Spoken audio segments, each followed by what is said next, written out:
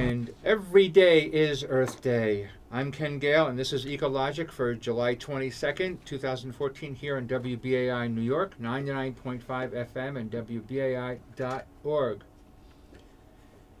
It's summertime. Electric bills are going up, not just because you're using air conditioners, but also because electric rates go up, because more expensive power plants are being used, which is one of the reasons that solar energy will lower electric bills for everybody.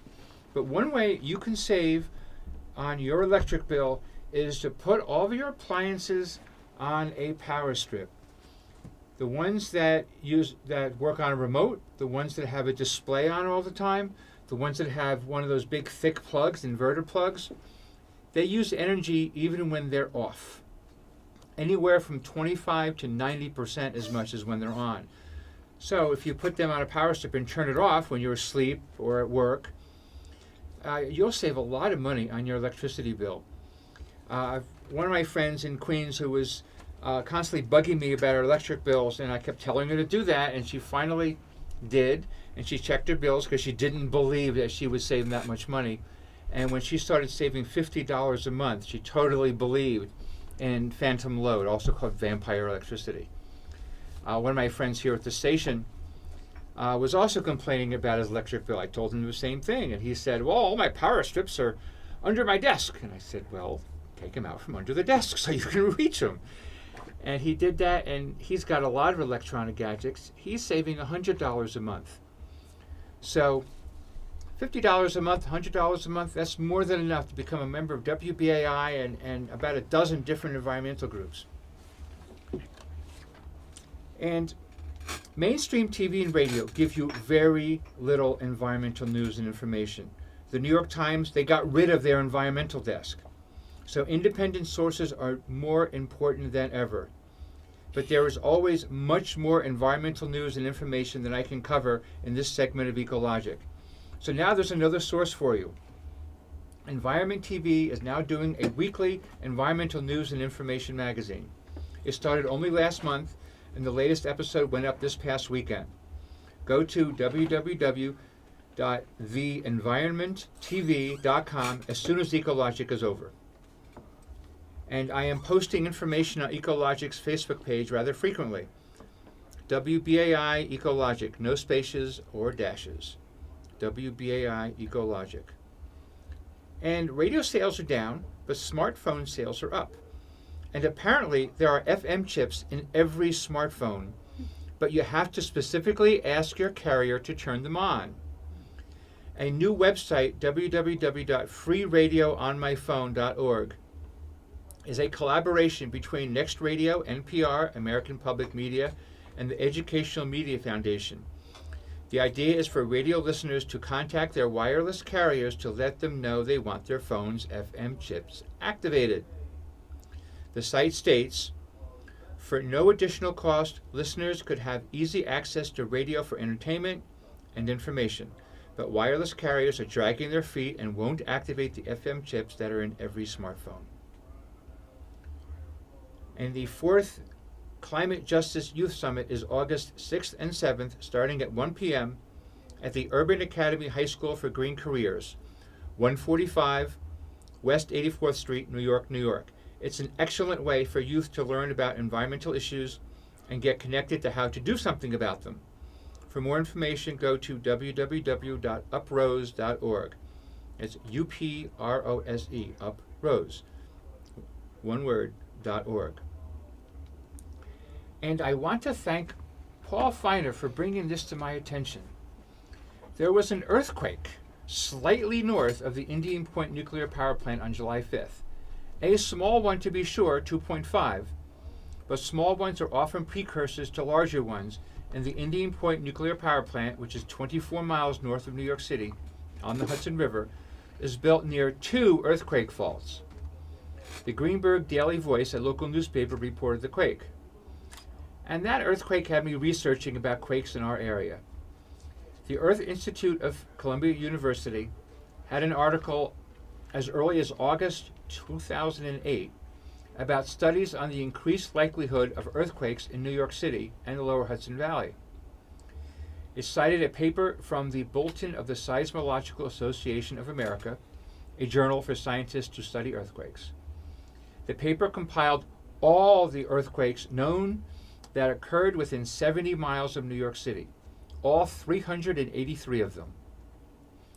Earthquakes large enough to cause substantial damage occur about every 100 years, with the last three biggest ones being 1884, 1783, and 1737. We're overdue. That 1884 quake was just offshore of New York City. But there have been quite a few damaging earthquakes besides those three, judging from the map provided in the journal article, a journal article with maps. And I linked to that from the Eco Links page of my website. They describe the Ramapo seismic zone, which runs near Indian Point, as, quote, not so much a single fracture as a braid of smaller ones, where quakes emanate from a set of still ill-defined faults. In other words, they haven't figured them all out. It's the most seismically active area of that entire 70-mile radius. Most seismological studies are conducted where two tectonic plates intersect, such as the San Andreas Fault in California, or what seismologists call the Ring of Fire on the Pacific Ocean. The study of intraplate faults is relatively new, gaining interest after the large earthquake in the Adirondacks of northern New York in 2002 and the Adirondack earthquake swarm of 1971. But a lot more research needs to be done. Leonardo Sieber, a co-author of the report, said, quote, we need to step back from the simple old model where you worry about one large obvious fault like they do in California. The problem here comes from many subtle faults.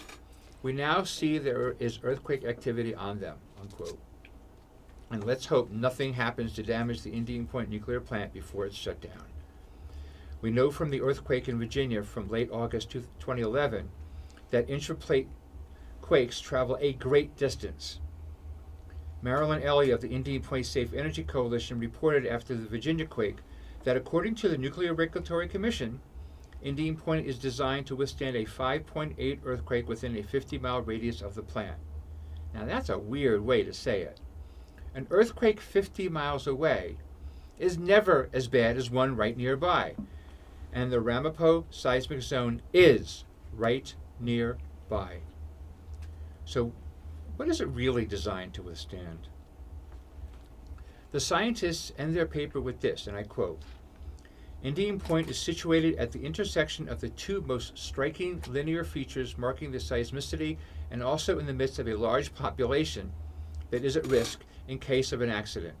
This is clearly one of the least favorable sites in our study area from an earthquake hazard and risk perspective, unquote. And from Tim Judson from the wonderful environmental organization NEARS, the Nuclear Information and Resource Service, comes this information. This month, the Federal Nuclear Regulatory Commission told Entergy, the owner of Indian Point, that they needed to conduct more analyses into the potential impacts of earthquakes on the plant. The NRC listed 21 power plants in the country that needed to file additional studies by 2017 because their quake risks have changed since the original design and construction of those plants. Now let's see now, 2017. And the earthquake that damaged the Fukushima Daiichi nukes in Japan happened in 2011. So what took them so long? I guess we're supposed to be grateful that they responded at all. Indian Point has been operating without a license since last September. The NRC said at a public hearing in 2011 that Indian Point has only 100 health and safety exemptions. That's how the commissioner said it. I was there. Only 100 health and safety exemptions. I have a problem with every word in that sentence. As Tim Judson added in his article, quote, no plant in history has ever closed due to an expiring license. When your air or water is clean, thank an environmentalist. If not, become one. Enough said. And I will have more news at 8 o'clock. Normally, Ecologic is on from 8 to 9 o'clock on Tuesday evenings. For the fund drive, Out FM has given me their spot for this week, and Doug and Patty have given their spot to Out FM next week. So Out FM is 2 hours next week. Ecologic is 2 hours this week. And in September, on the 22nd, 23rd, and 24th, the United Nations is doing a climate summit. Now, we know from a lot of other things the United Nations has done climate-wise that you can't rely on much. We can't hope that the UN will do anything for us. So as a result, there's going to be a march the day before, Sunday the 21st. Hundreds of thousands of people are expected in New York City to march in support of ending this climate chaos that we've been in for all these years. And before that is an alternative climate summit done by environmental activists, and there's also one at the same time as the UN summit. Well, I have two of the organizers of the climate convergence on the 19th and 20th here in the studio. Introduce yourselves. Peter Rugh, System Change, Not Climate Change. Hi there, Ken. My name's Natalie McClellan. Like you said, I'm an organizer of this climate convergence that'll be happening here in New York City, September 19th and 20th. And do you agree that the UN is kind of useless on climate matters? Well, I think if we look at the evidence, that's the only conclusion you can logically draw. Emissions of CO2 have actually doubled over the last decade, and the UN has been having these conference of the parties on the Treaty on Climate Change, but normally just referred to as COP, these COP conferences for 2 decades, and things have actually gotten worse. So if we look at the situation, there's only one conclusion you can really draw. Something is not working. They keep having these meetings using flowery language, but nothing's getting done.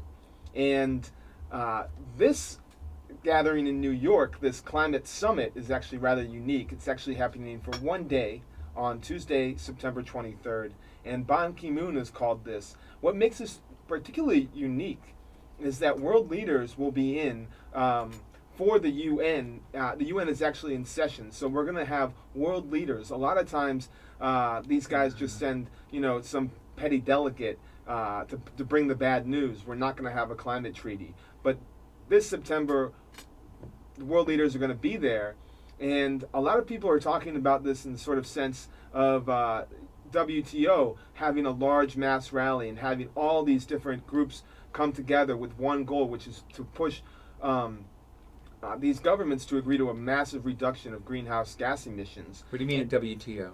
WTO in Seattle in 1999, the World Trade Organization was having a summit, and activists converged on Seattle and managed to shut down the trade negotiations. This September, we're going to be having some large mass demonstrations as well, not just on the 22nd for the People's Climate March. The 21st for the People's Climate March, but also, swirling around that UN summit. There's going to be a whole week of actions. The climate convergence, of course, on the Friday and Saturday, and then definitely some demonstrations on the Monday and Tuesday. But the difference between this and the WTO is whereas we wanted to shut down the WTO trade negotiations, I think this time it's time to lock these leaders in. Say you're not going home to England or Canada or back to the White House until you make some substantial commitments to reducing greenhouse gas emissions, which are killing our planet, as we all know. Yeah, well, to add to what Peter was just saying, what I think is really interesting about this one-day climate summit happening on September 23rd, called by Ban Ki-moon, is that it's not entirely clear what is supposed to come out of this one-day summit. It's 1 day. What can world leaders accomplish in 1 day? We all know they have to talk ad nauseum. They had announced 3 days, so when did they change it to 1? It's 1 day. Monday is World Indigenous Day, I believe. And there's also going to be some, other events. There's the Clinton Global Initiative, which was basically set up by the Clintons to knock civil society out of the process, connecting the UN leaders and delegates to businesses and corporations, and bypassing, us. Sounds like the Trans-Pacific Partnership. So that'll be going on in town. We don't have all the exact intel on that as well, but expect protesters. But yeah, so why did Ban Ki-moon call a one-day climate summit in the lead up to what will be happening in Peru, the actual UN climate summit later this year? It's not actually very clear, but I think what is clear is that it's a really it's becoming apparent to world leaders that something must be done. But this process that's been going on for 20 years hasn't gleaned any results. So I think what's clear to us as environmentalists, as activists, as organizers, that it's time for a people's movement, a strong movement of resistance.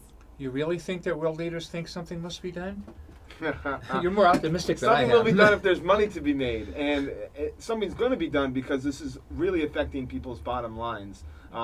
In people that are not like Fox News anchors and are actually in the business community do see this as a potential threat to real estate and to market investments. At least a certain wing of the ruling class does. But the question is how they're going to do it, and they're leaning pretty heavily on these carbon trading schemes, basically commodifying nature. Yeah, right. We have a different plan, right? Yeah. Exactly. I mean, all of the solutions, so-called solutions, that the UN is proposing are not real solutions. They're short-sighted, they're ineffective, and just to reiterate again, it is time for people to come together, not just for climate justice, but for all social justice issues that surround climate issues and that are making all of our movements into fractured movements. It's time to have a united people's movement. Mm-hmm. And so, what are you guys organizing? Well, like we mentioned, it will be happening on September 19th and September 20th in the lead up to the People's Climate March on Sunday, the 21st. And we want it to be different than your average conference. We want to have it be more interactive and more participatory. We're envisioning something with not only large speaking events, with a different sort of leader, leaders from all over the world, but leaders of people's movements. We want large speaking events. We want room for people to share their skills, to have workshops, to propose a panel. And we actually right now on our website have a form that we are encouraging people to fill out to do just that, to propose a workshop, Skillshare, panel, whatever they can dream up, to be a part of this. I filled it out. Oh, good. I saw it. You got one, Ken. Yeah, it's going to be on solar energy solutions. And energy efficiency. Excellent. So come to the Climate Convergence featuring Ken Gale. Definitely. That's one of the things I feel is very important, that if, since burning stuff has gotten us into this mess, we have to stop burning stuff. And how do you stop burning stuff? Well, one, you use less energy in the first place, so you don't have to burn as much. And secondly, you use a different source of energy that doesn't burn anything. And since it's being done, it just needs to be done on a larger scale. And that is why I propose my little workshop. No, I mean, it looks like one of the main things we're holding this for is to discuss real solutions. Mm-hmm. And I think, another component that Natalie was sort of outlining there is that we actually need social change if we're going to prevent climate change. And you mentioned people burning things. We got pyromaniacs in power, basically, right? Exactly. We got these fossil fuel corporations in power, and the business and the political leaders in office right now in this country and elsewhere are really beholden to their interest for profit. Kim Pratchett called them cavemen. Cavemen, like to make fires. Yeah. Mm-hmm, make fire, burn globe. But I just got back from Detroit, and I got to say, they got a river. They got the largest fresh water source in the world, and they can't get water. You got 300,000 people in that city under threat of losing their water. So there's something else at work here that's really threatening our environment, our access to use the environment. And I see that as an economic system that doesn't really give a damn about human beings that inhabit it. It has this compulsion to make profits and to privatize those profits while putting the waste, things like CO2, and dealing with that waste, that goes into the public sphere, and we have to deal with that, and our grandchildren are going to have to deal with that. And so this is, there's got to be a moment where we put our foot down, and that's in September. America, world, come join us. We'll put our feet down. We'll stomp out their fire, and we'll get some of that big nuclear reactor in the sky working for us, the sun. So, what kind of conversation has already happened as far as that change in the economic system? Well, so the organizers of the NYC Climate Convergence are a coalition, but Pete and I are members of System Change, Not Climate Change, which is a young but growing organization that has chapters in all across the U.S. and also in Canada.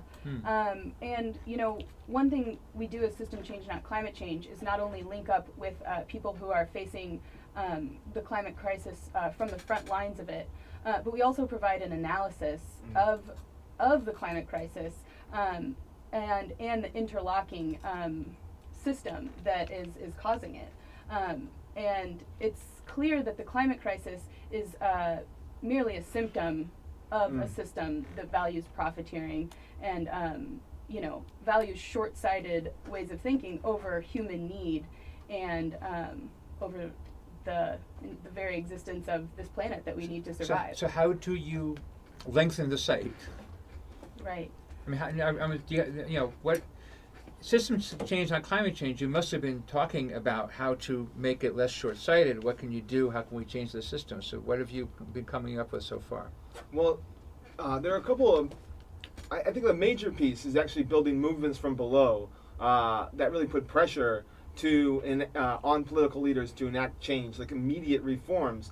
And there are a couple of things that we could really do. One of them is, and a major component, is a massive investment in green energy and renewable power, however you want to describe it.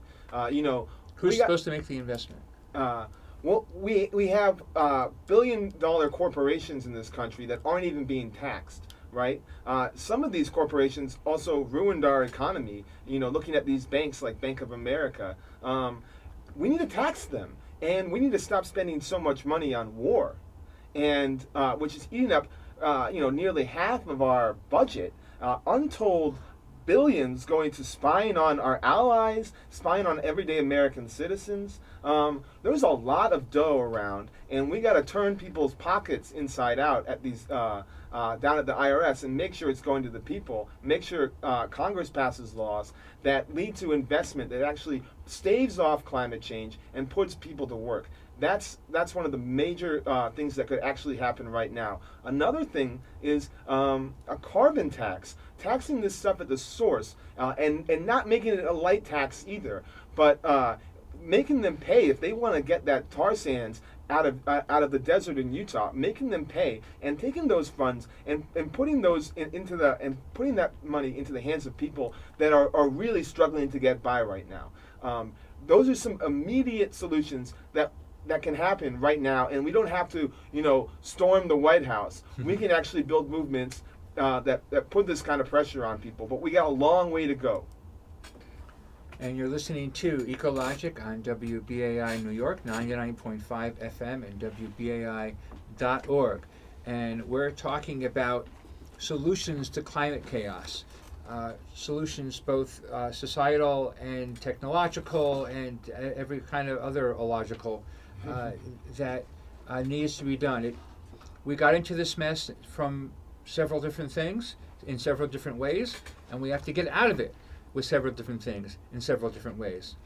And with me today is Peter Rugh and Natalie McClellan, both of System Change, Not Climate Change, both organizing a climate convergence in September. And what's the website that people can use to get involved? Yeah, Ken, that's convergeforclimate.org.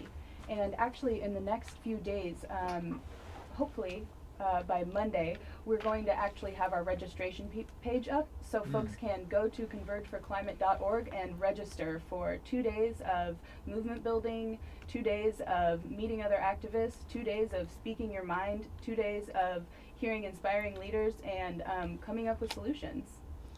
Do you have a location yet? We have several in the works, and we'll be updating that in the coming days and weeks as well. But there's a lot of different places. Because the website had 2 places, sort of little pins of 2 different places where the climate convergence is taking place. I couldn't find addresses, but on the map, there's one on the west side and one on the east side, both in Manhattan. We'll talk to our web developer. Yeah, Brad, if you're listening. I was thinking, because you had mentioned, in a couple of days you will know, and I'm thinking, oh, you found out early. This is great. But no. No, I mean, and that's another component. We talk about the environment as if it's polar bears and trees, but actually our environment is the public sphere in the city. Places where democracy used to bloom, when we had public squares, that are gradually being whittled away. So that's a major component. It really does fit in. We've had a hard time finding space to actually house this thing. People are, it's not easy to get space to actually have the kind of conversations we want to have here in the city. But we've made a lot of progress, and we'll be updating folks on where we are with that in the coming days. So give that website again. Convergeforclimate.org. That's an easy one. Yeah, pretty easy, right? No number in there either, just 4. Using words, well, that's... yeah, I know, right? Anyway, it's almost 7:30, and WBAI is a listener-supported station. Can you imagine Pete and Natalie talking about this sort of thing on any other station in New York City? Yeah, they're both nodding their heads. I don't think so, Ken. Yeah, we're lucky to have you in this program here in this city and broadcasting all over. Yeah. Mm-hmm. And so, because we're not getting corporations supporting us with commercials, we don't have commercials. We come to you every once in a while and ask you to pledge money to WBAI, $25 for a membership, 212-209-2950. And if you want to give us more than $25, we'll give you a gift in return. There's several things. You can ask the people at the call center about various ecologic premiums. They're supposed to have a sheet in front of them. But I did a lecture which was recorded on DVD about connecting the dots. And I talk about fracking and pipelines and nuclear power and uranium mining on Navajo land, and there was like 9 different areas that I connected. Renewable energy is another one. The fuel oil thing that Bloomberg put in is another one, and they're all connected, and we can't separate one from another. And so the Connect the Dots DVD is one of the premiums, and it is, I can't find the dollar amount here. All right. And Solar in the City, which is another DVD. It's a 3 DVD set of when 4 solar installers were talking about various ways that the system has to change. The politics of the city and the state have to change to grow the solar industry. And as a result of that talk, several of them did change, but not all of them. And then there's a 4 CD set of Ecologic, actually 5 different shows. And that's Demystifying the Electricity Grid, that's Bottled Water and the Plastic It Comes In, which is with Sandra Steingraber. I believe that was the first time on WBAI. The Health Effects of Indoor Plants, the first anniversary of the BP blowout.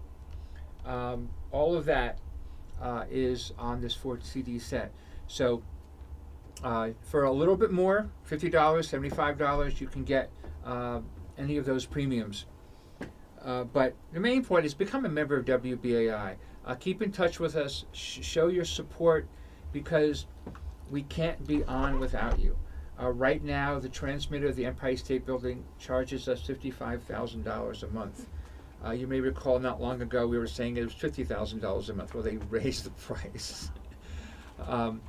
And BAI is actually looking into, there's a couple buildings that have been put up recently that may very well be having transmitters put on them. So we'll get a different place that we'll be transmitting from, a place that is cheaper.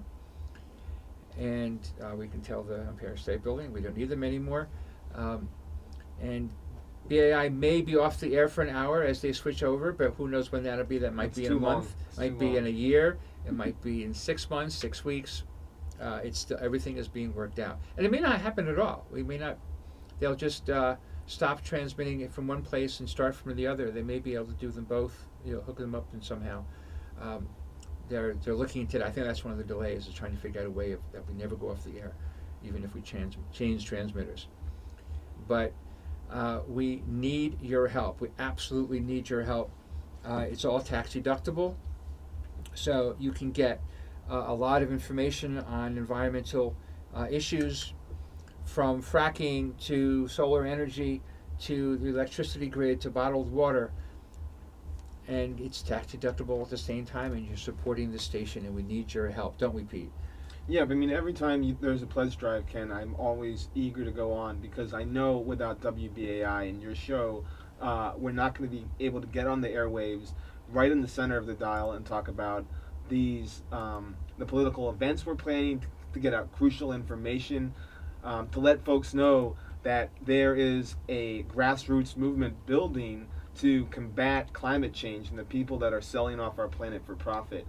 There's not many places where we can go on the air and talk about these things, and without WBAI, we are really left high and dry.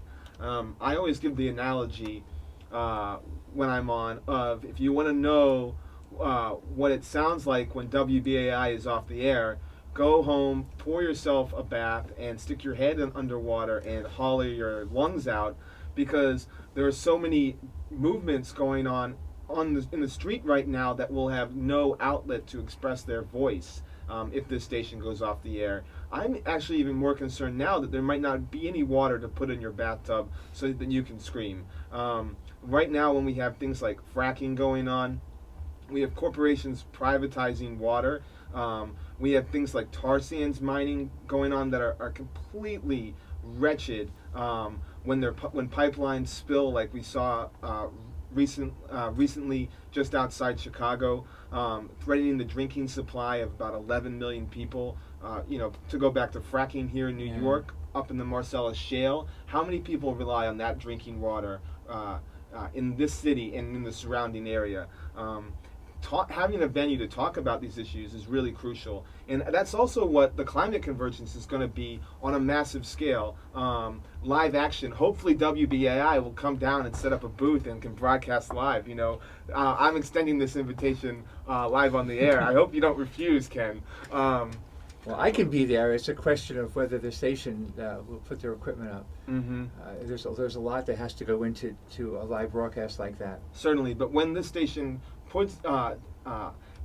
can put its resources to those kinds of ventures, I know we've done it before, and it's really been a lively event. Robert McKnight here was broadcasting at a radioactive protest we did in the Village in 2012, took over the streets, and Robert Knight was interviewing everyone, and that's the kind of magic that WBAI really does. That transmitter, it's not just a transmitter on top of the Empire State Building, it's really us on top of that Empire State Building. It makes us bigger than we are. We're not just two people now, we're two people, Natalie and I, having a conversation with you, Ken, and also thousands of listeners. And if you agree with what we're talking about, if you get behind this cause of fighting to preserve our planet from people that are killing it for profit, please donate to Ken's show, to WBAI right now. Don't wait. 212-209-2950. It's 212-209-2950. 212-209-2950. $25 to become a member of WBAI. and $50 for some of those CDs of Ecologic, or you can for $75 you get them all. You get the Connect the Dots lecture for $75. You get the Solar in the City 3 DVD set for $75. It's not a lot of money we're asking, 25 or 75, but all those little 25s and 75s add up. And just as we're talking about hundreds of thousands of people showing up at the climate march, well, they're showing up one at a time. Mm-hmm. And 1 plus 1 plus 1 plus 1 eventually adds up to enough people to make the biggest climate deniers in the country take notice. It's enough to, and $1 at a time, 25 at a time is enough to pay for the transmitter on the Empire State Building, pay the rent here at City College, pay the rent at 388 Atlantic Avenue, and it's $25 at a time, and it all adds up. People always say, vote. Your vote counts. Well, here we're asking you to vote with your dollars. Mm-hmm. 25 of them at least, or 75, so you can have the votes of 3 people. But please donate to BAI. It's tax deductible. All or most of the major credit cards are accepted. You can donate a little bit at a time and become a BAI buddy. There's a lot of different ways to support WBAI, and we need your support. Commercial radio does not put this kind of thing on the air. They never would put this kind of thing on the air. You almost never hear about fracking on commercial radio. When you do, it's usually an ad from a fracking company saying how good it is. Mm-hmm. And it's fascinating that they feel a need to promote fracking on commercial radio when there's been nothing against fracking on commercial radio. So clearly, all the activists like Natalie and Peter and all the people I've had on Ecologic every episode have made so much an impression that fracking companies feel a need to spend some of their hard stolen money to combat this activism. Activism that is not known anywhere else but on the streets, on the internet, and on WBAI. And on the internet, you kind of have to search for it. You're not going to learn about fracking by accident. But on WBAI, there are people learning about fracking by accident. They're going through the dial, and they may have heard of it but don't know what it is. Some people, they are aware that fracking is something bad and it hurts the water, but they don't actually know what it does, and they don't realize that it is a way of mining for natural gas, which is actually methane. They call it natural gas when they commodify it. It's methane. It's methane as a greenhouse gas. It's methane when it's in the atmosphere of Jupiter. It's methane when it's coming out of the tundra. Well, it's methane when it comes out of a fracking site. And they put it in pipelines. The pipelines leak. Mm-hmm. So now you have more methane in the air. Methane is a greenhouse gas that is 100 times worse than carbon dioxide in the short term, 20 times worse over the long term, which means if you stop it, you're stopping it big time in that short range. So it has a great effect, closing down a pipeline, closing down a fracking site, because both of those things put methane in the air. Methane is a greenhouse gas. That means it's heating the earth. It is making your air conditioning bill go up.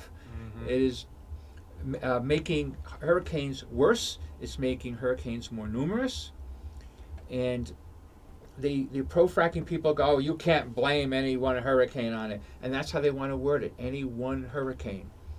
You can blame the number of hurricanes on their methane, but you can't blame any one of them. Just as people got lung cancer who don't smoke, but a lot more smokers get lung cancer than non-smokers. And that's how you can say smoking causes lung cancer. They have eliminated it as one person. It's a lot of people. So it's a lot of hurricanes. It's a lot of tropical storms. It's a lot of sea level rise, all caused by extra methane and extra carbon dioxide in the atmosphere. Mm-hmm. And you won't hear about it on commercial radio other than to belittle those of us who do care about it. You look like you have something to add. Well, Ken, you were talking about earthquakes earlier, and they don't have because fracking is a new or relatively new, very desperate attempt to extract our planet of all of the fossil fuels that we possibly can. We don't have all of the scientific evidence, but scientists are starting to come forward and say that there could be a correlation between more earthquakes in areas where hydraulic fracturing is happening, and this could be linked to fracking. So yet another so-called natural disaster that is happening with more frequency because of this method of extraction. Mm-hmm. And that was Natalie McClellan, one of my guests here in WBAI New York, 99.5 FM, and WBAI.org. My other guest is Pete Rugh, and they're both with System Change, Not Climate Change, and they're both involved in planning for the climate convergence on September 19th and 20th. That's right. In the age of extreme fossil fuels, I mean, gone are the days of the Beverly Hillbillies, back in Oklahoma, burying their favorite cow Bessie and accidentally having oil gush, into the sky. Was that what they were doing? I don't know. It's a for instance. But we're going to the farthest ends of the Earth. We're going, all the way out into Antarctica. Into the sea. And we're getting the dirtiest fuel we possibly can up in Alberta and in Utah. This tar sands oil. We're really living in extreme times, undoing civilization. If you talk to James Hansen, formerly of NASA, recently retired, he'll tell you civilization built up its cities along coastlines because they were trade routes. And when we have the sea levels rising, when we have more extreme weather patterns, as we saw with Sandy, more people are going to be becoming susceptible. Our coastlines, where the majority of us live, are going to be increasingly ravaged by climate change. People are calling this no longer the Holocene epoch, but now the Anthropocene epoch, because of the extreme ability, the unique ability that human beings have, anthropods have, in affecting our climate. This is really a time period where we're actually talking about the sustainability of life on Earth. And since we have this ability to change the atmosphere, it really is beholden on us, if we're concerned about this, if we want our children to have a future, that we change our political system and do something about the actual very small amount of people who are profiting off of these fossil fuels. Bill McKibben says, it shouldn't be called Sandy, call it Exxon. Name these storms. That's a good idea. Yeah, name these storms They would love after it. the fossil fuel companies. Great, yeah, free advertising for Exxon and BP. And so it's really time we need to build a movement that's as radical as reality itself. In other words, we're facing a pretty radical reality right now, looking at the threat that climate change poses to us. How do we build movements that actually put pressure on political leaders to rise to the challenge, as we rise to the challenge of the future we're facing? Because we're talking about anyone who actually believes that this is sustainable is living in the utopian fantasy land. We're actually anti-utopians. We're realists. We do have to change very quickly. That's why we're organizing this thing in September.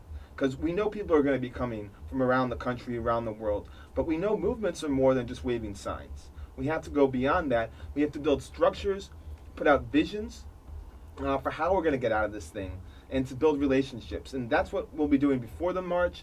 And folks can plug in at the convergence. Yeah, you brought up an interesting topic that there's going to be a march of hundreds of thousands of people coming from all over the country, all over the world, and a movement is not just waving signs. Mm-hmm. And I remember the June 12th, 1982 march, where we had 1.2 million people marching for disarmament. Again, connected with the United Nations, the UN Special Session on Disarmament was happening on June 13th, I think that whole week. And we had a big rally. There was civil disobedience. And a lot of different organizations worked toward it. I was helping organize in the background and in print and on tables and all kinds of things. And different types of groups organized about disarmament, whether it was a religious group or a union or an environmental group or a peace group. There's so many different types of organizations who felt strongly that nuclear war was a bad thing, and to contemplate it as something, just another kind of war, was ridiculous. During Reagan, people actually thought it was going to happen any day now.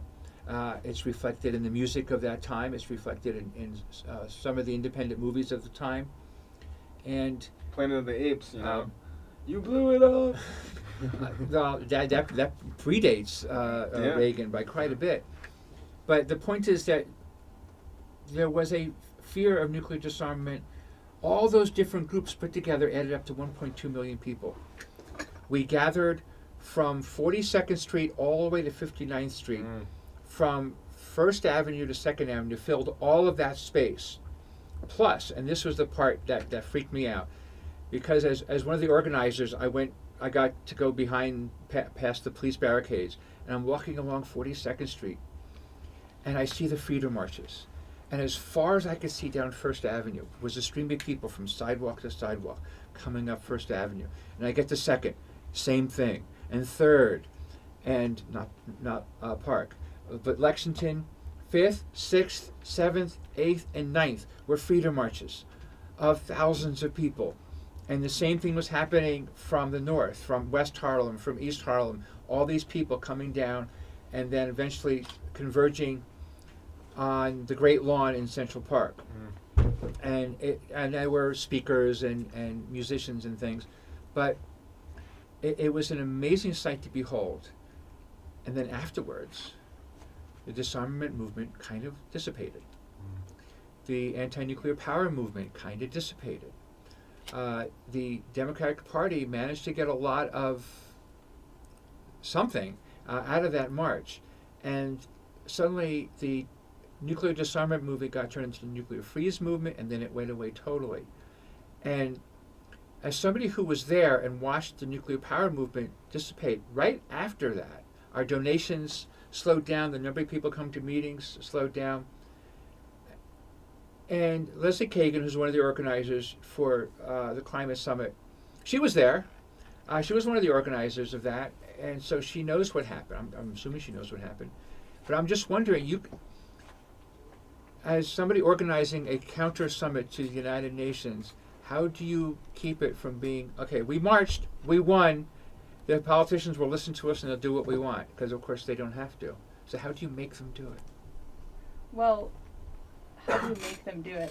I mean, really what this is about, is some of building movements to call for some of the reforms that Pete was talking about that we need immediately. But what we're really hoping to gain from September 19th and 20th at the NYC Climate Convergence in the lead up to the People's Climate March is people building connections with each other. People building connections with each other across the country, and we're bringing people in from all over the world.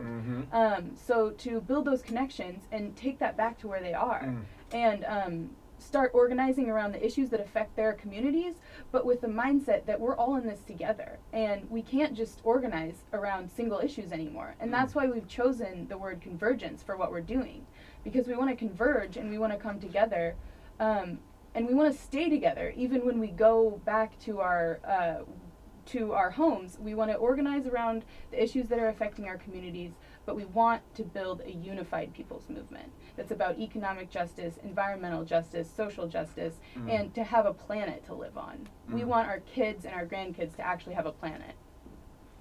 Yeah, That's I mean, a good idea. And yeah, I think a lot of people could get down with that. Right? I don't want to underestimate, though, the importance of what's going on with this march. You have Exactly. have groups that have never worked together finally working together. You have more mainstream liberal environmental organizations. You have unions. You have crazy radicals like myself and Natalie. You have environmental justice Speak groups. for yourself. Just Yeah, okay, I'll take the pinch on that one. All in the same room together, all mobilizing their bases. 350's bringing in is getting 500 buses. 500 buses are going to be coming into this city from around the Northeast. I mean, this is really going to be a crucial moment, and it has to be Big Tent. Just to get everyone on board. But, as you astutely observed, that's not enough. So the convergence is going to be a space where we talk about, we clarify our politics, we talk about solutions, and as Natalie said, we build connections. There's also a lot of organizing work going on right now in New York that folks can plug into. There are going to be other actions outside of the march.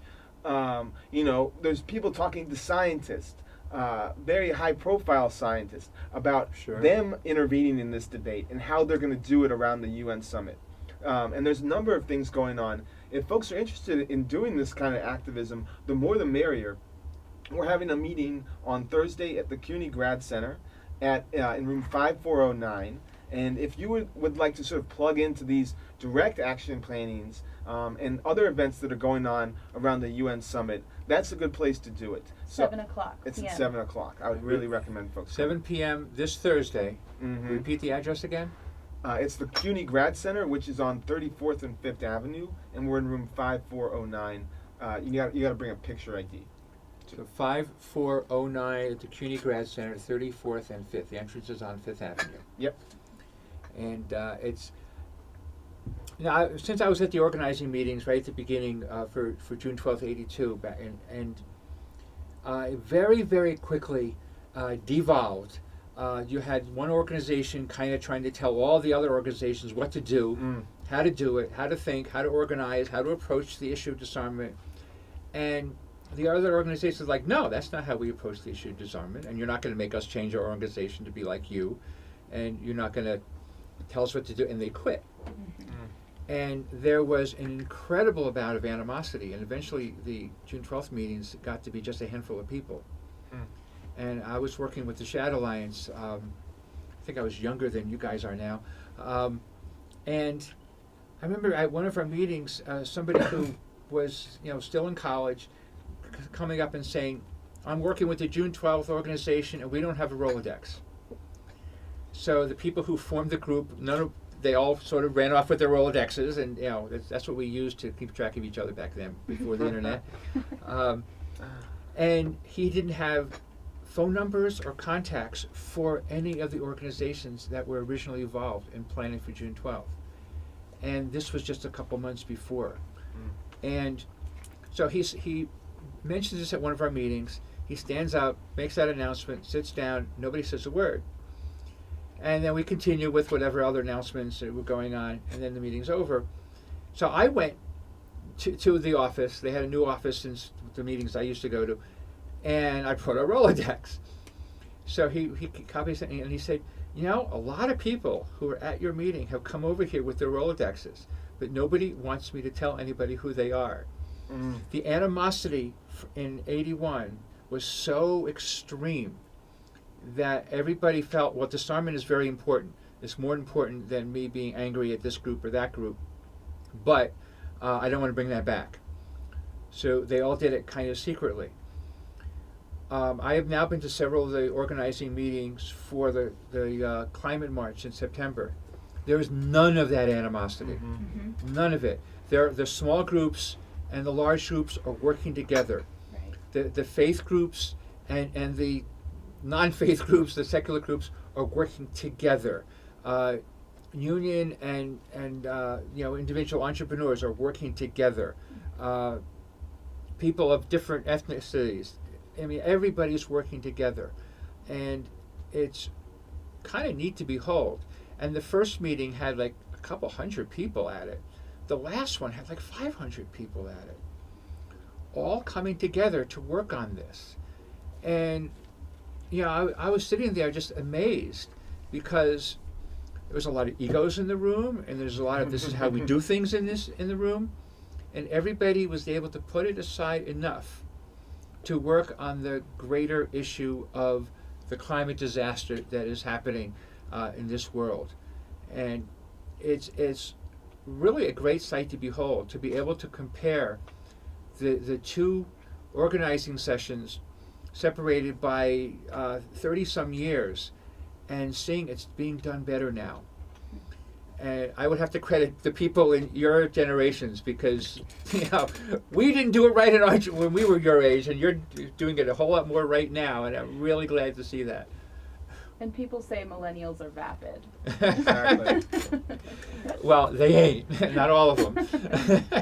Now, again, mainstream media wants to portray millennials as vapid. Mm-hmm. But if you actually know any, it's not true.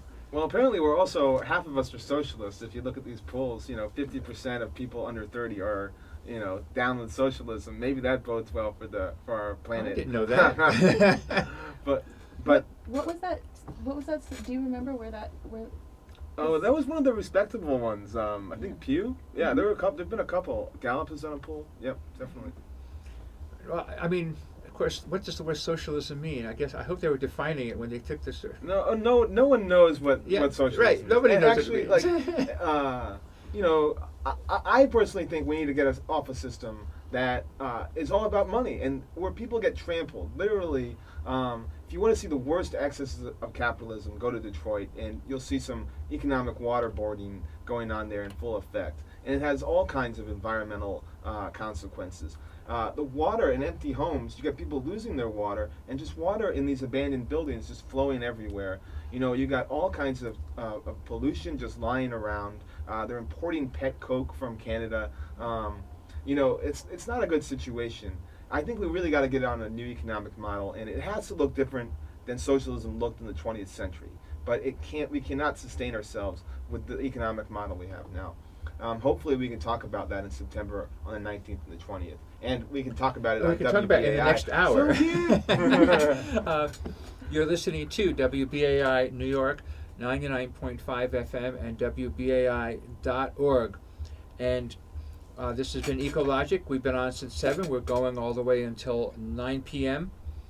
And we're talking about climate solutions, really. Is really what we're amounting to, from the social to the technical.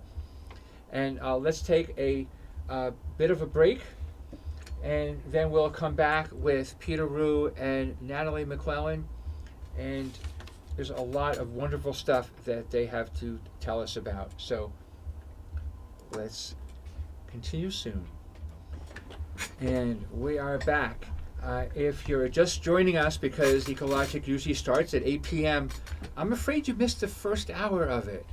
And it'll be on the website, archive.wbai.org, in about 5 or 10 minutes, and you'll be able to hear the whole thing. So a couple things to listen to at 9 o'clock when this show is over, if you want to keep going with environmental stuff. I opened the show with my usual news and announcements, but I kept a few back. And I'm going to repeat a couple and then give you the rest of them. Mainstream TV and radio gives you very little environmental news and information. We've been saying that for the last hour. We'll be saying it for the next hour. The New York Times got rid of their environmental desk, as if the environment is not even important. So independent sources are more important than ever. And so there's Ecologic, there's WBAI, and I also want to mention one other activity I'm involved in, which is Environment TV. They're doing a weekly environmental news and information magazine. It started only last month, and I'm trying to organize people and information for them. Go to www.theenvironmenttv.com as soon as Ecologic is over. And Ecologic has a Facebook page. I'm putting information on that just about every day. WBAI Ecologic is what it's called. WBAI Ecologic, no spaces, no dashes. I want to thank Carl Lundgren of the Green Party for setting that up, and Jim Freund for keeping it going until I finally got on Facebook myself. Mm-hmm. I blame Kim Fratchik for that. And, Kim, if you're listening. Oh, she knows.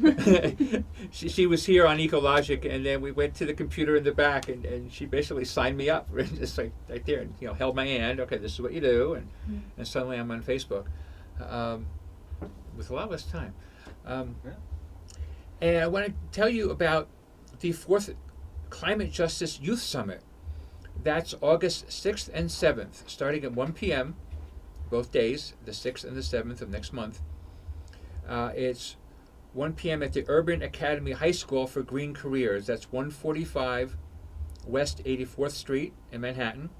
145 West 84th Street. It's an excellent way for youth to learn about environmental issues and get connected on how to do something about them. Great way for the youth to get going until the climate convergence the month after. And if you have a smartphone, apparently there are FM chips in every smartphone, but you have to specifically ask your carrier to turn them on. A new website, www.freeradioonmyphone.org, has been put up to help you do that. The idea is for radio listeners to contact their wireless carriers to let them know they want their phone's FM chips activated. The site states, for no additional cost, listeners could have easy access to radio for entertainment and information. But wireless carriers are dragging their feet and won't activate the FM chips that are in every smartphone. And I want to point out an anniversary that just occurred and an upcoming event that will commemorate it. This is known mostly to the Navajo community in New Mexico. July 16th was the 35th anniversary of the worst nuclear disaster in U.S. history, when a dam burst near Church Rock, New Mexico, and washed miles of uranium mill tailings down the Rio Puerco, killing hundreds of head of cattle, thousands of head of sheep, and people are still dying from cancer from all those uranium mill tailings. To this day, they're still dying. There's a latency period with cancer, and they've got it. I've always wondered why so few people know about this, even in the environmental activist community. Now, this occurred a few months after the 3 Mile Island nuclear plant had its partial meltdown. So perhaps people were tired of hearing about nuclear stuff. Or maybe the industry learned from TMI how to keep such news out of the mainstream. Or maybe because it happened in a sparsely populated area, way out west. Perhaps people couldn't identify with the people who died from it or lost all their sheep or cattle. But as the worst nuclear accident in U.S. history, it should be noted by all of us, whether we're Navajo or not. There will be films, a discussion, and a concert on indigenous resistance and liberation, and the Rio Puerco disaster will be part of that evening. It's Monday, July 28th, it's this coming Monday, 6:30 p.m. at Interference Archive, 131 8th Street, near 3rd Avenue in Brooklyn. Take the F, G, or R trains to 4th Avenue, 9th Street. So that's again, Indigenous Resistance and Liberation. Monday, July 28th, 6:30 p.m., Interference Archive, 131 8th Street, near 3rd Avenue in Brooklyn. F, G, or R trains to 4th Avenue, 9th Street. And the only web page I know about it for the public is a Facebook page. And I link to that Facebook page from the EcoLinks page. The Ecologic website has 3 pages: upcoming guests, past guests, and EcoLinks. And I got a press release from Germany Trade and Invest that I want to tell you about. The 2014 International Energy Efficiency Scorecard rated Germany the most energy efficient country in the world. Italy was number 2. The US came in 13th. And that made me wonder what countries they rated, because most African countries are much more energy efficient than most, if not all, European countries. The report seems to emphasize reducing energy use, and most African countries use very little in the first place. And in fact, they did not rate any African countries in this little system, and only Brazil and Central and South America. They only rated the largest economies, the 16 largest economies. So the U.S. came 13 out of 16. Wow. That makes more sense. Yeah. So yeah, okay, Germany, I'm giving you kudos for being number 1 in that poll, but you got a ways to go before you can be as efficient as Africa. And the World Council of Churches announced on July 10th that it would pull all of its investments in fossil fuels. The council is a global coalition of 345 churches, with membership of those churches totaling to over 500 million Christians. Each member church is free to divest or not, but many have already announced that they would do so. A search on the internet will turn up many articles on that. And the next environmental news that comes up will have more information on it. And the next episode of Ecologic in 2 weeks will be all about divestment. It was a strategy that was used to topple apartheid South Africa, an effective tactic back then, not the only one. And it's being used to make people realize fossil fuel companies are killing the planet, killing the climate, and people should not be investing in them. They should be divesting from them. So people are putting pressure on their pension funds and on their universities, on towns and cities, on their churches to divest of fossil fuels. That's what my show is about in 2 weeks. And another bit of environmental news that is in many places on the net is Obama opening up the eastern seaboard to oil and gas exploration and approving the use of sonic cannons to do it. When it was announced, it was touted as a job creator. Yeah, right. It's a job destroyer. There's a reason Louisiana, a southern state right on the Gulf of Mexico, has no beach tourism like, say, New Jersey does. There are thousands of oil rigs in the Gulf of Mexico averaging an oil leak every single week. One oil spill will destroy tourism in any state nearby for months and even years as people change their vacation destinations. The Atlantic seaboard, both onshore and offshore, is a migration route for millions of birds, many of which will not be able to make it if an oil spill hits a crucial feeding stop. This could push several shorebird species onto the endangered list, and we do not have the moral right to do that. And then there are the sonic cannons. Whales use sound the way dogs use smell. Expect more beachings and other types of injuries and deaths to whales and dolphins, and seals, and sea turtles. And who benefits? Oil companies, of course. And it's worth adding, Pete mentioned this earlier in the last hour, they do not pay taxes. They use tax shelters and other tax loopholes that have been written for them so they don't have to pay taxes. Now the people whose jobs they're going to be destroying, now those people do pay taxes. The fishermen, the boat industry, the tourist industry, and all the ancillary jobs that will go when they go. Environmentally and economically, this decision by the Obama administration is disastrous. The government admits this decision will harm marine life, but they want the oil companies to have more oil to burn. Climate chaos be damned. We need system change, not climate change. And my EcoLinks page will connect you to the full version of most of the articles I summarized just now and at the 7 o'clock hour. That's www.comicbookradioshow.com/eco-links.html. Also on my website are direct links to hear past shows on the WBAI archives.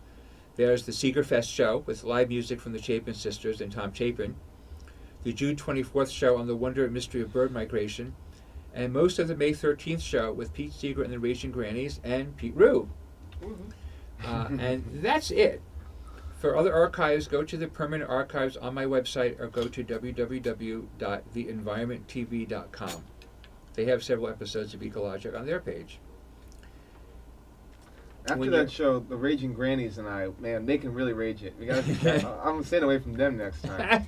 Man, the hangover. Oh, they love day. you. Yeah. When your air and water is clean, thank an environmentalist. If not, become one. Right? Become one. Become one. Yeah, definitely. And I'm here with Pete Rugh and Natalie McClellan, both members of System Change, Not Climate Change. That's not just a slogan, it's an organization. It's also a very good idea. And they're organizing a climate convergence coming up in September. Give a little recap, just a short one. Well, basically what we got going on right now is the UN is holding the UN Climate Summit, which Ban Ki-moon is called. We're going to have world leaders coming into New York City to talk about climate change. They've used a lot of poetry to talk about how much they love the air and the water and, patting all the children on their head and all that great stuff. But over the last 2 decades, we've actually seen a massive uptick in carbon emissions on the parts of the world's largest economies. But this is not your average UN conference where just delegates chit-chat and are getting phone calls from the big bosses about what they're going to do and what they can and cannot do. This is a moment where we have world leaders, the actual world leaders themselves, going to be in New York for the UN summit, and this is so there's going to be a huge moment here for us to actually exact some pressure on them. It's coming at a moment where we're coming towards an agreement on climate change, the content of which is still to be determined, and this is going to be happening later this year in Peru.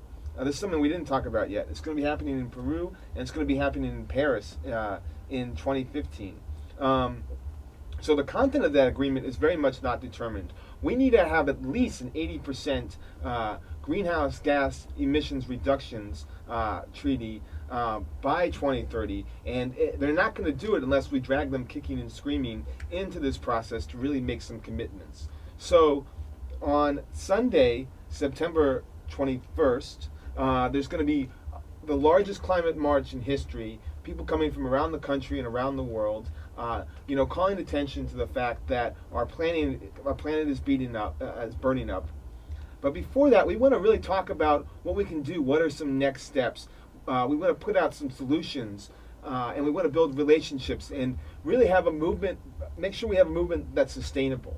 And so those conversations are going to be happening on September 19th and 20th. That's a Friday and a Saturday night.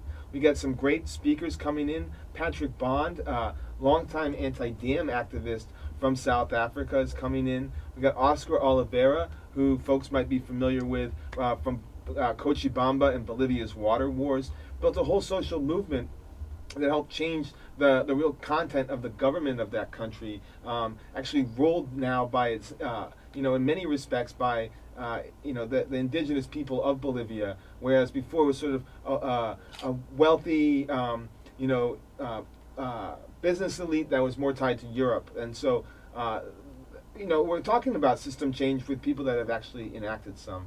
So it's a very exciting time, September 19th and 20th. And of course, there's going to be a whole slew of other events going on around this UN event. A lot of people see this as a crucial moment, not just in our history, but actually in our geological history, because we're at a time period when we're actually changing the very composition of our Earth. And we got to do something about it if our children are going to have a future.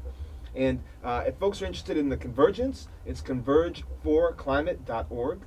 And for folks who are interested folks who want to learn more about the march, it's peoplesclimate.org. And that's what this is all about, having a people's climate. Yeah. And in the last hour, Ken was talking about the run-up to the nuclear disarmament action that happened back in the early 1980s. 1982, Okay. June 12th. Yeah, and was talking about how there was a lot of fracturing between the different groups that were coming together to plan the thing. This time, we're seeing in the run-up to the People's Climate March on September 21st, we're seeing a lot of people work together. People from faith-based organizations, former soldiers, veterans, students, activists like Peter and I, environmental activists, and people that are fighting for economic justice. We're seeing all these people come together and set aside whatever differences they might have on certain nitpicky policy things, come together for this one cause. And if you go to peoplesclimate.org, they have hubs set up where you can plug into different outreach and organizing that's going on based on either your geographic region or some kind of like organizational or identity that you might have. Mm-hmm.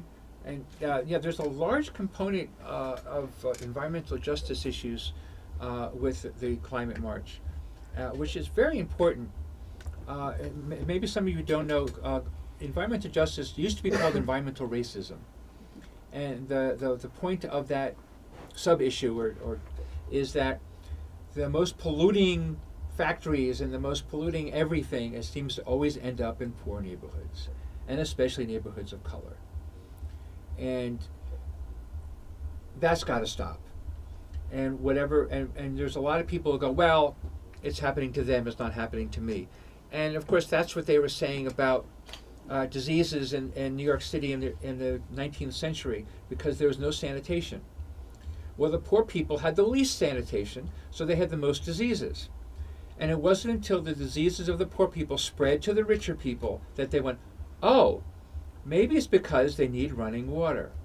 And people had to actually get diseases in order to realize that they had to do something to help the poor people of New York City, because what happens to them happens to everybody else. It just happens to them first. And environmental justice is no different than the 19th century sanitation department. What happens to them happens to everybody else first. So yes, the poor people have asthma, and the richer neighborhoods don't have it as much. Well, guess what? That pollution is spreading. When you more and more pollution, it's going to dissipate through the air, and everybody is going to get it. Yeah, so true. Talking about some of the speakers we're going to be having at the NYC Climate Convergence in the 2 days leading up to the People's Climate March, we're going to have a speaker from the south side of Chicago. She's part of a coalition that was formed in her neighborhood to ban pet coke, which is a horrible byproduct of some of these forms of extraction that we're talking about. And this stuff is floating around her neighborhood. It's floating into barbecues in her backyard and in her neighbor's backyard. And, we're talking about the south side of Chicago, predominantly neighborhood of color, predominantly working class. And that's why we need to talk about solutions that aren't further dispossessing people like this, that are including and we need to ask people in these neighborhoods what the solutions are, because they have ideas, because they've Right. been dealing with this stuff forever, Exactly, and talk about how everyone connects to this. Just in March, I believe it was, at the Whiting Refinery, just across the river there from Chicago, there was a tar sands oil spill, and the pet coke that's coming into Chicago is coming from that Whiting Refinery. Pet coke is a byproduct of the tar sands oil that they're refining there, and that's drinking water for millions of people.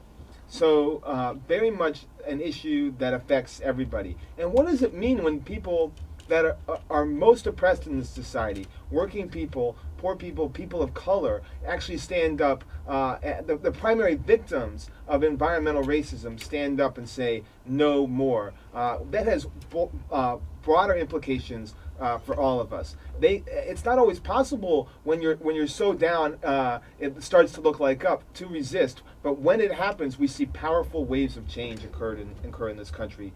If you look at civil rights and the Black Panthers and the way that really stirred up this nation and inspired so many people to hit the streets and inspired so much social change, I think we need we need the people that are most affected by this to be leading these struggles. That's really what it comes down to. I was just going to add, because for so many people, this climate change and the way it affects them isn't something in the future. It's happening right now. Mm-hmm. This isn't something that's going to be affecting them and their families, 20, 30, 40, 50, 100 years from now. It's happening now. And that's why the time is now to do something about it. Yeah, we were talking earlier about sea level rise and greenhouse gases, and I suppose we should explain exactly what greenhouse gases are and why sea level rise matters. You should do that, Ken. You should do You're that, the Ken, scientist. all right. A greenhouse works. If you ever go into a greenhouse in the wintertime, no matter how cold it is outside, it is really toasty warm inside a greenhouse. And it's simply because of the glass roof of the greenhouse. The sunlight goes through the roof, and some of the light is turned into infrared, which is heat, and is trapped inside the glass because it's a different wavelength, and it makes the inside warmer and warmer and warmer. Greenhouses have all kinds of vents and fans at the roof because they get so hot that it would wilt everything growing inside. So to maintain a decent temperature, you actually have to let some of the heat out. And methane and carbon dioxide act like a greenhouse in the atmosphere. The sunlight goes through those molecules and changes to infrared and makes everything warmer. And this is especially happening in the Arctic and Antarctic, which means all that ice is melting. Well, where does that ice go when it melts? It goes into the ocean. And when you have ice that's literally miles thick and it's starting to melt, and you have glaciers leading to the sea, and the glaciers are speeding up, there's water underneath them that's like lubricating this river of ice and making it go faster to the ocean, so you have more icebergs than you had before. So all that ice in Greenland is melting. If all of it melts, that's going to add 22 feet to the sea level of the sea. West Antarctica will add another 22 feet. It's melting very quickly. East Antarctica, some years it's melting, and some years it's actually adding ice. But if you average how much it adds and how much it subtracts, it's mostly losing ice, and mostly because of glaciers speeding up. So yes, it snows in Antarctica, but it doesn't make up for the melt of the snow for East Antarctica does not make up for the melting of West Antarctica. So all the oceans of the world are connected. The Pacific Ocean is connected top and bottom to the Atlantic Ocean. The Pacific Ocean and the Atlantic Ocean are connected to the Indian Ocean in the southern end. It's all one big ocean. Mm-hmm. So when you add feet and feet and feet of ice to one part, you're adding it to everything. And eventually, if you were to have a bowl of water and you put ice on one end of the bowl, well, the water in the whole bowl goes up. That's how it works. So same thing, same exact thing. And that melting also has impacts with the climate, because the way climate works, it's people love to say on a cold day, where's your global warming now? Because they're confusing weather and climate. Right. And in some cases, I think they're confusing weather and climate on purpose, because they know the average person doesn't know a damn thing about it. Weather is day to day, so the weather changes all the time. Climate is the accumulation of all of that weather. So when you have lots of warm days, warmer than some other places, warm days, well, then you have a warmer climate, like the tropics, right? They have cold days down there. We have warm days up here, but the tropics are warmer. Their climate is warmer because they have more warm days than we have. It's that simple. So that's the difference between weather and climate. The weather patterns are caused by wind, right? The winds move. If it's raining in Pittsburgh, it's probably going to be raining in Philadelphia and New York the next day, or even that night, because the winds are coming from west to east. Well, how they go, how slightly north and south they go, and how the jet stream has these big loops to it, depends on the uneven heating of the Earth. So when one part of the Earth is absorbing more sun's energy than another part, the air masses start to move. And that when those air masses move, we call that wind. And the weather calls it weather patterns. And so that's what's going on, and that's why deforestation is important. Deforestation in Brazil and Indonesia is important to the weather in New York City, because it affects the wind patterns, and that affects our weather patterns. The melting of the ice caps, well, of course, if you melt white ice and you have dark rock, then you're going to change the way the Earth is absorbing the energy from the sun. When you change the way it absorbs that energy, you're changing wind patterns. So you're changing the climate. And that is why global warming is just one aspect of climate change. And I remember learning at an Occupy meeting, somebody called it climate chaos, and I love that description. Because climate change, it could be anything. You change your clothes every day. That was Obama's slogan in 2008. Maybe he was telling us something. What was his What slogan? was the slogan? Change. Oh. Change you can believe in, right? We didn't know he was talking about climate change. Maybe we would have been more cautious. But judging by his policies, he was not talking about climate change. I mean, the latest one about put oil and gas. Anyway, Mhm. I just read that news report. I don't have to relive it. I have a show to do. And this is Ecologic, WBAI New York, 99.5 FM, and WBAI.org. So you know the importance of the information about the environment, information about the ecology. You know that you're not learning this on mainstream news. You're not even getting this on CNN. They have advertisers that they have to kiss the anatomy of. Well, they had Ann Coulter on a couple of weeks ago as an expert on climate change. CNN? Yeah, CNN. I mean, this incredibly Baffling. vitriolic right-wing so-called humorist on this network poo-pooing climate scientists, and she's brought in on as an expert. I mean, you just said more in 3 minutes about climate change that it was more informative and more to the point than I think CNN is devoted to climate change this entire year. This is exactly why people should be donating to WBAI right now. Pick up your phones, folks. What's the number, Ken? 212-209-2950. Let me say that slowly. 212-209-2950. Let's hear it with your voices.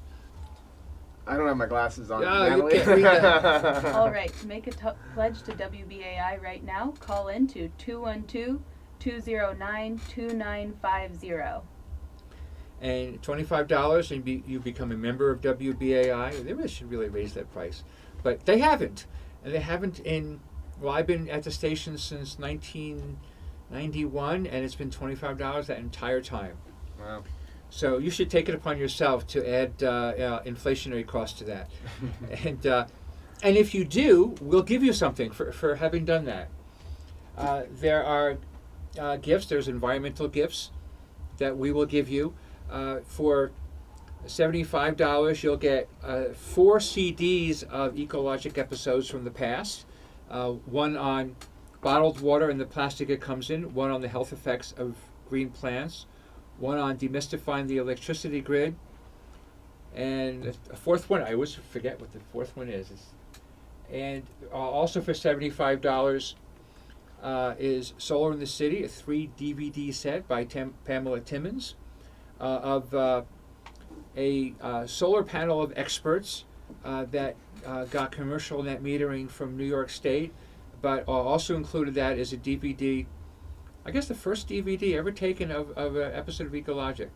Sorry, Environment TV, you weren't the first. Where she recorded some solar experts that I had on Ecologic to support that panel. And after the show, we were just so upbeat and so, this is great. What a lot of fun doing the show and giving out information that my guests did not stop.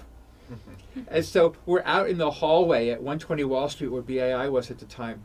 And we're still talking. And especially David Buckner, just more information and more information. So Pamela was like, well, if you guys are going to keep on giving information, I'm going to keep on recording it. Mm. So there's stuff on that DVD that never got over the air because we only were on the air for an hour, and they recorded for like an hour and a half, I think. Annie Wilson, who was then with the Sierra Club, an incredible person for legislation. She reads the bills. She can translate legalese into English. She's been on Ecologic many times. If ever I hear about a bill in Albany or Washington, it's like, what are they trying to do with this? Are there any hidden agendas? Is the summary honest? Because they know that a lot of people read the summaries of the bill and don't read the bill, because the bill is hundreds of pages. So they lie in the summary. Well, Annie reads the whole bill, so she'll let me know, well, this is what they really are going to do with this bill. So no, we don't want it to pass, or we do want it to pass, or whatever. So every once in a while in the news and announcements, I'll tell you about some bill going through, and it's usually thanks to Annie that I know what's actually in it. And it's that type of interpretation. I don't ask somebody from an oil company to tell me if an environmental bill is good or bad, because if it suits them and they can do more pollution, they'll say it's a good bill. I want somebody who actually read it and can tell me whether the bill is going to make air pollution or water pollution worse. And that's what we do, and that's why no corporation will ever support this show. That's why this show will never be on corporate media. All you can get it with is on WBAI and Environment TV. So we need your support. Without your support, this show does not exist. This information does not get over the air. So please call 212-209-2950. 212-209-2950. If you're listening to this on the archives and you can't make that phone call, well, you can go to a website, give2wbai.org. It's give, the number 2, wbai.org. And you can do a search for my name, Ken Gale. You can do a search for Ecologic. You can do a search for Gary Null. You can do a search for anything that is over the air and get the premiums for those shows. So give to wbai.org, and you can get episodes of Ecologic. You can get my Connect the Dots DVD, where I talked about a lot of different issues together as one issue. Because we tend to, we'll form a group, and this group only deals with fracking, and this group only deals with pipelines. Well, of course, the fracking goes into the pipelines, so the two groups work together sometimes, but people tend to want to orient themselves to one thing or the other. So I decided to spend 2 hours taking 7 or 9 different issues and combining them. It was 9 different issues, combining them. Claire Donahue from St. Andrew Project was there, and she goes, I do a Connect the Dots talk, but I only connect 4 dots. You're connecting 9? And she was there to find out what else I was doing. Navajo uranium mining is affiliated with fracking in a very interesting way. Renewable energy, energy efficiency, nuclear power are all affiliated. You've got the fossil fuel companies trying to say, well, what do you want? Natural gas or coal? As if that's our choice. That's not our choice. Our choice is fossil fuel and nuclear, or renewable energy and efficiency. They want to make you think that renewable energy, solar power, wind power, tidal power is something way in the future. Don't even think about it. They even tell students this. Don't even think about it. Except that solar power is happening now. And it's happening to such a great degree that the utilities are trying to get legislation passed to stop solar panels from being put on people's homes. So they know that it's here and now. Definitely. Yeah, when you talk about connecting the dots, it's so important. I mean, for so long, as the environmental movement, we've been, and the social justice movement, we've been fighting for single issues, because that's what that's the model that's been out there. And also, I think what's really cool is to see this transformation that's happened in the environmental movement over the past decade or so.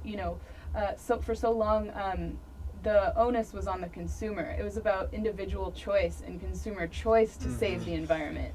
And now, we're not to toot our own horns, but in system change, not climate change. It's an analysis that this isn't about your personal choice. This isn't about using less power in your home. I mean, those are good things, definitely, but this is about a system that doesn't give us the choice for renewable energy. This is about democracy. This is about living in an actual democracy where we have the energy choices that are actually good for us as people, and instead of good for people that want to make money. And that was Natalie McClellan, one of the organizers of the climate convergence on September 19th and 20th. And she's here on Ecologic. We've got another 20 minutes to go, and then we're out of here. And she's here with Pete Rugh. I'm Ken Gale, and Ecologic is here every other Tuesday from 8 to 9. We alternate with Green Streets, which is another environmental show. So basically, make sure you're listening to WBAI 8 to 9 every Tuesday. And I think we're all going to be wearing polka dots this September. I mean, you mentioned 9 dots. Claire had 4 dots. I think we do want people to be fighting fracking, fighting nuclear energy. Right. But we want to be drawing those connections, and we want to be working towards a larger goal, given the climate crisis, the climate chaos we're facing. That's what this moment in September is all about. It's about saying to those world leaders, we're locking you in. You're not leaving until you actually make some agreements on climate change, and actually putting bodies on the street to actually help ensure that. And also, during the convergence, building relationships, plugging people in that are coming in from around the country and in the world to some of the groundwork that we're laying right now in the city. Building from that. And it's like, it should say social change, not climate change, right? Democracy, not climate change.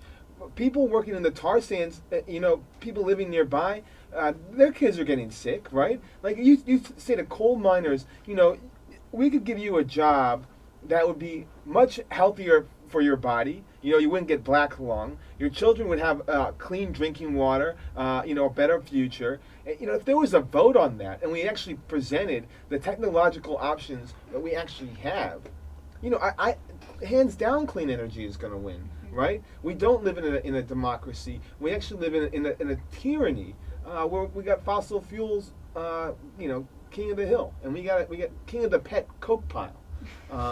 We got to do something about that. That's I September. It love starts there. Natalie bringing up individual choices are not enough, and we need system change, and it's such an important aspect of things. And I wish that the type of information that Ecologic brought out and all the other great shows in WBAI were mainstream. I wish that was mainstream, but right now it's not. Maybe someday it will be. Boy, that's the most optimistic thing I've said in a while. But right now, that information comes on WBAI. You can search on the internet and not know whether what you're reading is true or not. There's a lot of people who will say they'll give their opinion as if it was fact and based on fact when they really don't know. There are people who overstate their case on all sides. And it takes me a couple of days just to do the news segment that I open my shows with, because I want to make sure that somebody who writes about a journal article, and I may find out about, like the earthquakes, right? Somebody writes about, there's a little article in his local paper, and that ends up sending me to seismological journals, and then trying to figure out what they're trying to say and going back. And I want to make sure that nobody's overstating. This earthquake near Indian Point damaged the plant, and it was caused, by this. Did it damage the plant? We don't know yet, because they won't tell us, and nobody's going to make them tell us. But as far as how the Ramapo earthquake zone, I've been using the word Ramapo fault because I thought it was a line, and it's not. It's a braid. And I'm learning this because somebody sent me an article on an earthquake near Indian Point. And it leads to all kinds of things. But it takes a lot of time to go through that. And I want you listening to be confident that you're getting solid information. And on my EcoLinks page, I give you the article, I give you the journal article, so that if you're a student who wants to know more about this, you can look it up yourself. Any conclusion I draw, you can check. And I want you to always be able to check. I don't want anybody who listens to Fox News tell you that you don't know what you're talking about because you heard it on BAI. You have to be able to say, no, I heard it on BAI and I know it's true. And you can check and you can start quoting numbers until the Fox News person makes their head spin. And it's something very important. We need to have information on our side. We need to have our emotions on our side. We have to be able to use them together so that people are not weirded out by too much emotion or not bored to tears by too much information and numbers. And I try to do that balance as best I can. But I won't be able to do it if WBAI is off the air. That's right. Keeping these grassroots channels of information flowing is absolutely vital to addressing climate change. And that's why we need WBAI. 212-20... Help me out here, people. 212-209-2950. That's 212-209-2950.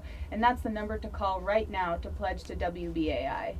And speaking of information sharing, That's a lot of what we're going to be doing in New York in September on the 19th and the 20th. You know, Natalie mentioned Olga Bautista from the south side of Chicago. She has been doing some very innovative information gathering herself. Do you want to tell people about, because perhaps, we're really working to get a workshop on this at the Convergence.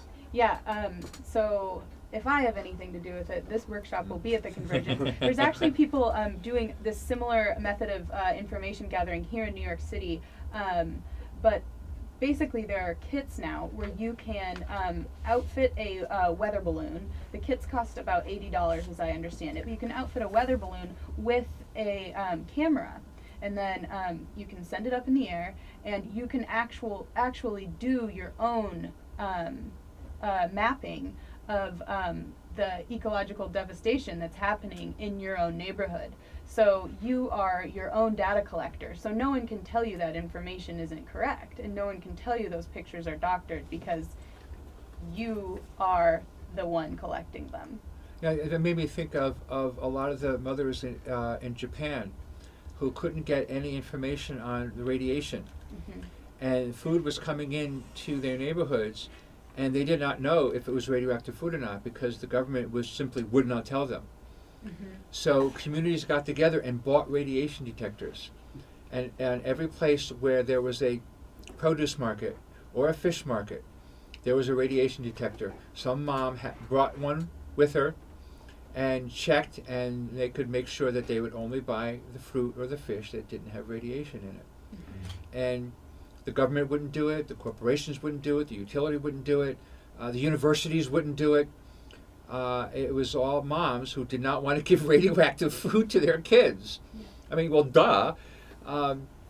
And taking it into their own hands. Yeah. And you need basic information. And I guess that's about as basic as it gets. Is the food safe? Yeah. Yeah, I mean, sometimes the system is so neglectful that people have to really step in and do things like monitor the radiation, monitor the pet coke in their neighborhood. The system completely breaks down. And we also saw this after Sandy, right? Like there was so much need that people had to go out and organize relief themselves. I think where possible, it always makes sense to actually also think about why things are happening. Sometimes when there's disasters, it's very difficult to do. But, I'm reminded of like the Black Panthers had the People's Relief Program, where they would talk about, they would feed people, but they would talk about why, there's no food in their neighborhood and why they don't have decent jobs. Like, that's sort of what we have to do in a lot of respects. We have to give each other information about what's going on, but we also have to talk about reasons why. Another big thing that's happening in September at the NYC Climate Convergence, convergeforclimate.org. And another big thing that's happening right now, not to state the obvious, on WBAI, so please call 212-209-2950. Keep this station on so we can keep telling you about this stuff, keep giving you ways to plug in. 212-209-2950. I know you're looking at your phone at home. I know you're looking at it, but you're too shy to call. And I promise the operator on the other line is very friendly. And it'll only take 5 minutes. 212-209-2950 or www.give2wbai.org. Give, the number 2, WBAI.org. $25 for a regular membership, $75, and you can get the Connect the Dots lecture. You can get making solar happen in the city. You can get all kinds of great gifts. And the dots that I connected. Let's see, fracking, gas pipelines, radon gas in your kitchen. Number 6, fuel oil conversion. Navajo uranium mining, electric cars, greenhouse gases, renewable energy, and the Iraq War. I talked about all 9 of those things and how they relate to each other. It took me 2 hours. That includes Q&A. Must have been 45 minutes of Q&A. It was a relatively big audience, and I didn't want to leave until everybody got to ask their questions. And there were a lot of activists in the audience, so sometimes I would let them answer. If somebody had a pipeline question, I said, Claire, you answer that one. You know more than I do.